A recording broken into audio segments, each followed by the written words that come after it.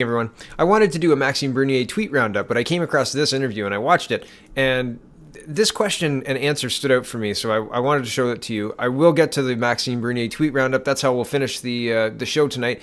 But first, we're going to talk about yellow vest protests. Okay, but first. Mr. Prime Minister, given the current political climate where traditional alliances are no longer what they used to be, U.S. versus Canada on trade, the U.S. working with China, Russia, and North Korea, the Saudis coming after Canada, and now China, do you think we're witnessing the dawn of a new world order? And if so, what can Canada do to maintain the strength of democracy and traditional Western ideals? Oh, that's a great question. What we need to do is stay true to the rules and the laws and the values that have not just served Canada well, but served the latter half of the 20th century extraordinarily well after devastating world wars, after tremendous conflict. Yes, there is a certain amount of disruption going on in the world right now, and I think one of the best things that we can do, and quite frankly, the conversations I have with leaders and citizens all around the world is, thank you, Canada, for staying strong and firm to the values we know are important to resisting sort of the populism and the divisiveness and the negativity that is injecting instability into our global system. Canadians are going to stay firm and strong and anchored in our rules and values because that's what people expect. But even with political pressures, I'll leave it there. I find the party line on rule of law interesting. Manny Ottawa encapsulated it in a tweet well, and I don't have that right now, that link. But rule of law applies to everybody but Justin Trudeau and his group of merry bandits in the government currently. Weird question, the weird way it was phrased. Yeah, weird. And again, the rule of law and then equating that with not voting for a populist candidate. Again, strange. Okay, so this is Global News reporting, and it was just after dinner that I saw this, and it's Macron pleads for calm as French authorities brace for more yellow vest protest.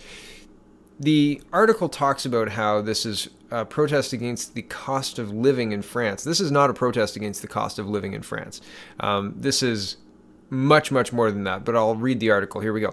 French President Emmanuel Macron called Friday for calm as authorities prepared to deploy armored vehicles and thousands of security forces for a possible fifth straight weekend of violent protests on the streets of Paris. The, quote, Yellow Vest movement, which began its demonstrations November 17th, initially to protest an increase in fuel taxes, soon morphed into an expression of rage about the high cost of living in France and a sense that Macron's government is detached from the everyday struggles of the workers. Quote, our country needs calm, it needs order, it needs to function normally again, Macron said in Brussels, where he attended a European Union summit.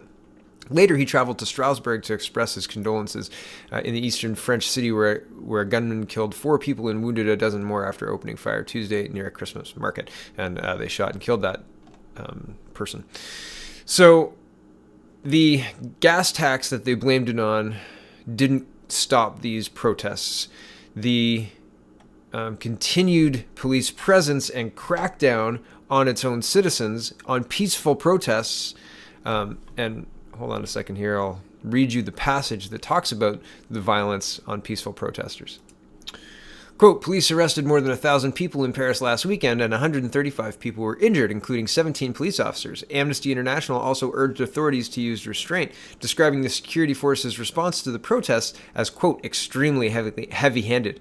Police used rubber bullets, sting ball grenades, and tear gas against largely peaceful protesters who did not threaten public order, and the organization has documented numerous instances of excessive use of force by police, the group said in a statement. So, not only are the militarized police responding to relatively peaceful protesters, and I realize they're overturning a car here, but also, if you're not aware of provocateurs that are hired by people who don't have France's best interest at heart to infiltrate and whip up a crowd, I suggest you do some reading about what happened at the G20 in Toronto. There were people dressed in, and I mean, these people are well documented all through the Western world at protests and stuff. They dress up in black and they get into a crowd, and it doesn't matter why the crowd is assembled.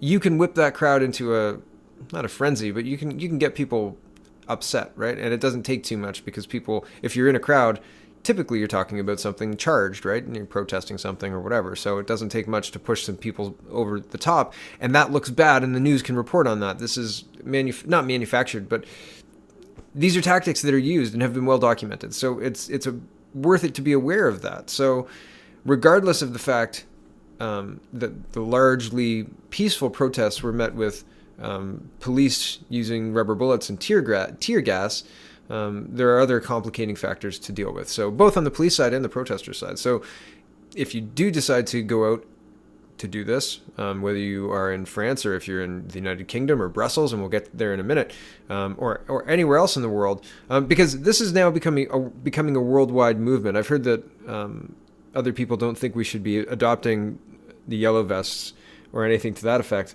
I disagree. There's instant recognition and solidarity there. This is against a globalist movement, a globalist government, and they want a single unelected body to make the decisions about who goes where, when, how many, etc., etc. This is not what Canada signed up for. This is not what Canada is. And that's what the yellow jackets, the yellow vests are protesting against. They're saying the globalist nature of our government, the idea that the government can do what it wants with impunity and say, oh, we signed this document at the UN and so that makes this okay, despite the fact that thousands of people are shutting down highways and protesting all weekend, to the extent where the president of France is pleading for the French to be calm and stop the protests. That's a big deal. They being the French government, are hearing their people, and they are begging them to stop. And the people are not stopping. In fact, it's expanding. So here's Paul Joseph Watson retweet, quote, protesters wearing yellow vests similar to those worn in recent protests in France have blocked London's Westminster Bridge, bringing traffic to a standstill. And this is 4:02 a.m., so this is 9 a.m. British time on December 14th. That's today. And here's another one, 30 to 60 pro-Brexit protesters in yellow vests block Westminster Bridge with a photo. And I thought, well, we've got to see that photo. And there was video. So here's the photo. Here's the Westminster Bridge. There's the London Eye. And well, we'll watch the video here.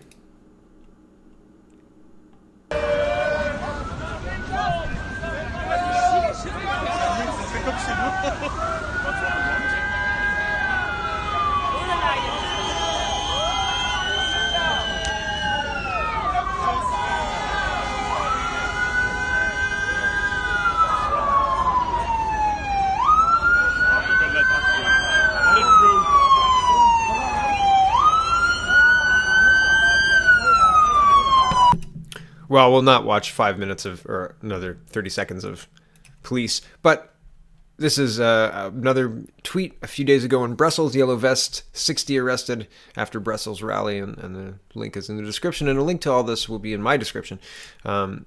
Here's a link to the Yellow Vest Canada, and we're on the events page, and it lists all of the current events and all across all of the provinces. So if you are interested in organizing an event, get in touch with these people. A link is in the description. If you're interested in supporting an event, well, here's the list. Here's the list of cities that are having protests this week. Here's the Maxime Bernier tweet roundup starting now. So I'm just going to go back to, well, the last one I looked at was Mr. Bernier's stance on the UN Compact on Migration, and he kind of explain that further. So we'll just go back to then. So here he is, Maxime Bernier. Quote, I ran a 106-kilometer marathon in 12 hours 5 years ago. I know what it means to, quote, still have a long way to go and how to reach the finish line. And he's responding to an article from Eric Grenier. Sorry, Eric, if I got your name wrong. Months after launching his People's Party, Maxime Bernier still has a long way to go. CBC News, yeah. Yep, there is a long way to go. But you know what? That just means there's a lot of time to perfect the message and perfect the way to beat Justin Trudeau and get the best possible leader of this great country, right? Mr. Bernier says, quote, I propose to reform the equalization formula in both languages. And he does, and it's a full 2 minutes. It's a minute and 40 seconds. You know what? We're going to listen. Et je pense que vous êtes comme moi. vous ne voulez pas que I apologize. I didn't realize this is from the Quebec rally, so he's speaking exclusively in French. So I'm not going to play the whole minute and 40 seconds. I didn't listen to it before, but I didn't realize it was in French, so I apologize. We'll move on to the next clip. Maxime says, pipelines, equalization, immigration, corporate welfare, Paris Agreement, healthcare, foreign aid, supply management, etc. Who is not afraid to speak in both languages on these issues? Who offers clear principles? Who can unite our country around solutions? People's Party of Canada.ca.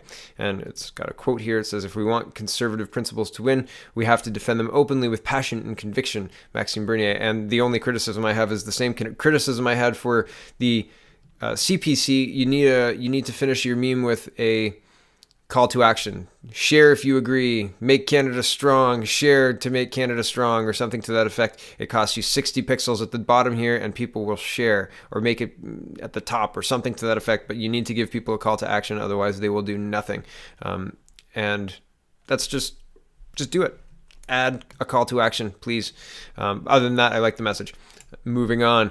Maxime Bernier says, Somali criminal crossed border illegally in Manitoba and then fooled Canadian authorities for a year. Will finally be deported, but says he's hired a lawyer and will try to come back.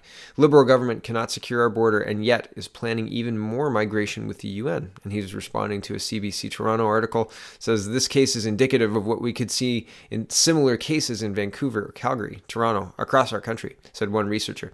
And I showed you a article yesterday talking about the gang member who told the immigration officer, I'm a gang member, and the immigration officer said, great, you seem to be super honest. Go ahead. We'll see you at your immigration hearing, probably, because we know you're going to do what you say you're going to do, because you're so honest. And then it turned out he had 8 aliases and outstanding warrants and stuff. Just awful. Okay, back to Mr. Bernier. Maxime says, incomes in poorer provinces should tend to catch up to their richer brethren. That, in fact, they haven't after 6 decades of equalization may not be coincidental. There's evidence to support the thesis that it discourages them from realizing the full potential of their economies. And this is in response to a National Post article talking. It says, Andrew Coyne, only thing equalization has spread evenly in Canada is discontent. National Post. I don't think Mr. Bernier is wrong on that one. I say yes to pipelines in both languages. I'm not going to make that mistake again. Link is in the description if you want to watch it. I'm not going to play it right now. But Maxime is making a point here in differentiating himself between the Liberals and his potential government. And there's going to be overlap with regards to the CPC, right? Pipelines are going to be a necessity going forward in Canada if we're going to be using oil to bolster our economy and to create jobs, etc. It only makes sense to use pipelines, and that brings us to, I think, the next clip. How pipeline opponents see the issue, and you see trucks with their diesel and their fumes and stuff driving on the Trans-Canada Highway, and you've got a person in front of the pipeline, and then you've got rail cars full of oil.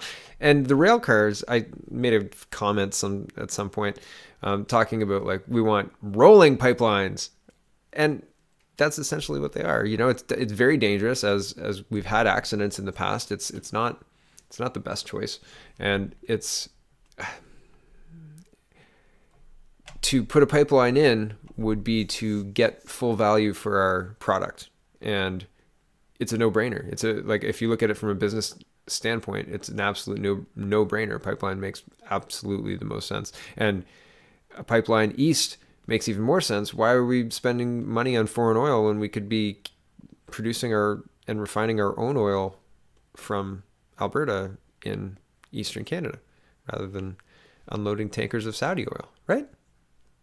Does it not make sense to anybody else? Anyway, so thank you very much for watching. That is the end of our tweet roundup, I believe. No, one more. Maxime Bernier was announcing a St. John, New Brunswick rally, 7 p.m. on January 17th. So if you're in or around St. John and you want to check it out, there it is. The information is on peoplepartyofcanada.ca, and I'm sure it will be just as fun as all of the other rallies. I attended one in Toronto, and it was fun. Okay, thanks for watching, everybody. Have a wonderful evening and an excellent, safe weekend.